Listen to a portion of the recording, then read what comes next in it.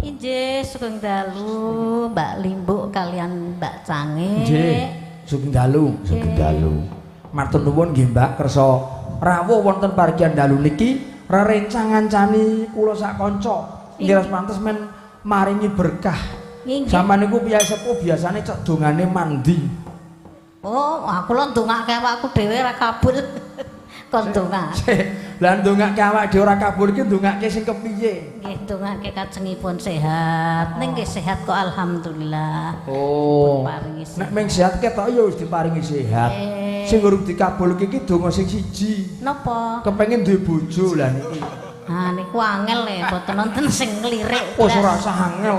Golek sing nganggur ngono wae terus disaut. Nganggur nggih ra gelem kalih kula. Wah, jare sinten? Ah, sing gampang wis ngelus-ngelus tangane sampeyan mau kok. Sing gampang wis modus ya. Wis sing gampang wis nenteng banget kok ya. Sampan bae wong diulati kok ya ora tanggap. Sing gampang untune ra duwe kok keri mingan. Ya sing kok dipasang nggo untu kirik rak ya kena kabeh. Masalah untuk kok diperkarake lho. Oh, lah nggih niku nggih gigit emang. Ha nek ora nduntu sing seneng rak sampeyan. Nah, pripun? Awet Nggih. ora lara ming keri tok. Ya dicoba, Pak. Kaya kowe kok kon jajal iki lho. Duh, Jan. Iki nek ditekati iki saya nekat iki lho. Nggih, nek kula pancen sinden nekat. Heeh. Kula senenge nggawa sampean iku mergo nggo nekat-nekat kuwi. Digawa teng pundi? Digawa teng panggung. Oh, kula wastani digawa teng Tawangmangu. Kaya ngono kok digawa nang Tawangmangu, nggo ngopo? Jarene wau pamit arep mancing. Ha wong pleser ya apa-apa. Mancing kok sing digawa beda. Ya kok digawa beda. Ya nggawa pakan, nggawa walesan jenenge wong mancing kok piye? Nggawa pakan, nggawa walesan. Sida karo sing rambut pirang ning Tawangmangu. Iki mung ora ngothek-othek macan turu iki lho. Mboten ngothek-othek. Wong nomere ya wis tak buang kok ya. Nah dibuang ning ganti nomor ya pira. Edian ya. Yang nglipeke mungkin Nomere wis tak blokir ya, Mbak. Nomere wis tak buang wis ora nduwe. dibuang wis cementel teng mriki kok. Mriki. Dadi sapal ya. Apal. Nyil HP napa garing ngetik. Dadi. Kaya ora ana critane kok.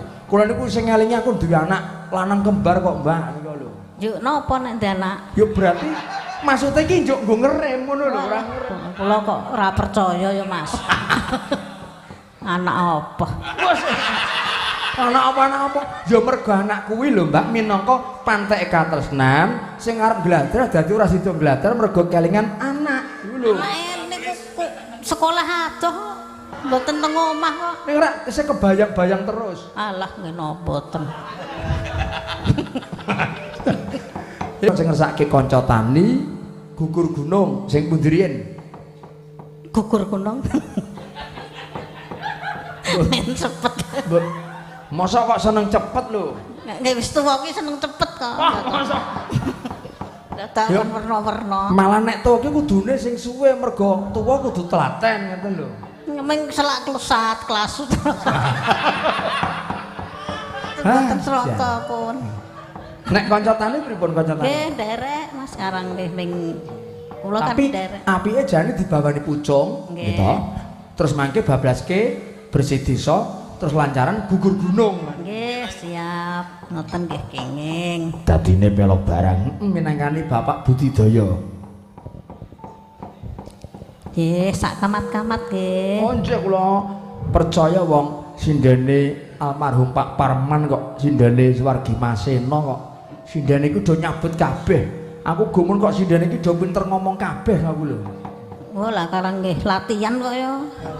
Latihan ngomong, latihan atos. Oh iya. Dadi nek ora kanggo ki do latihan omong-omongan ngono ya, Mbak. Wah nggih. Mulane kok mak cengkring atos temen tembunge. Ngopo ke Gus? Nek sindenku beda lho, Mbak. Pripun? Nek sindenku ku empuk-empuk suarane sampean kok atos-atos. Wah, kula seneng sing atos e.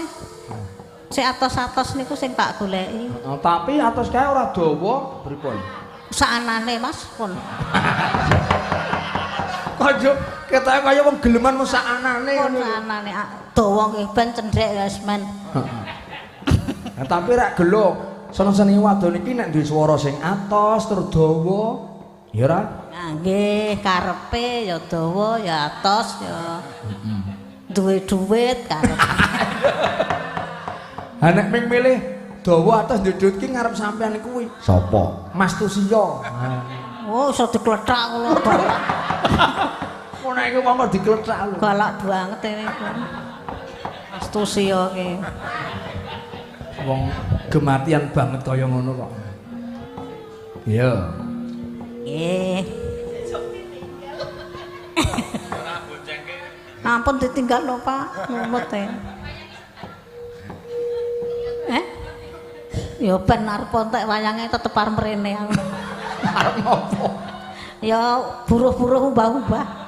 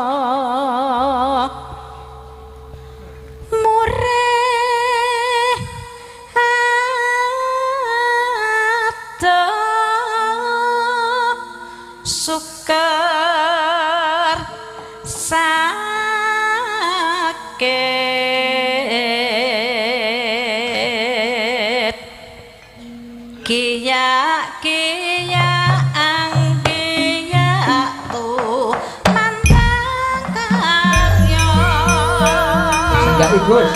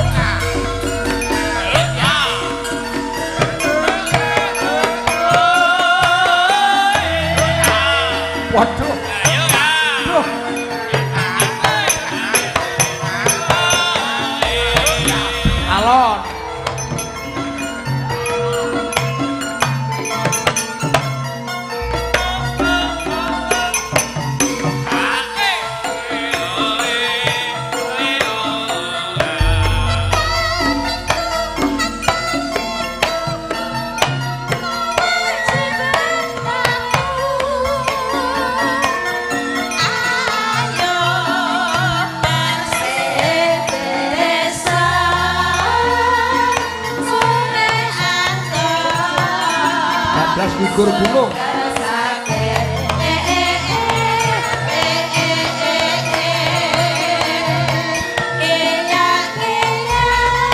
Namane Sareh.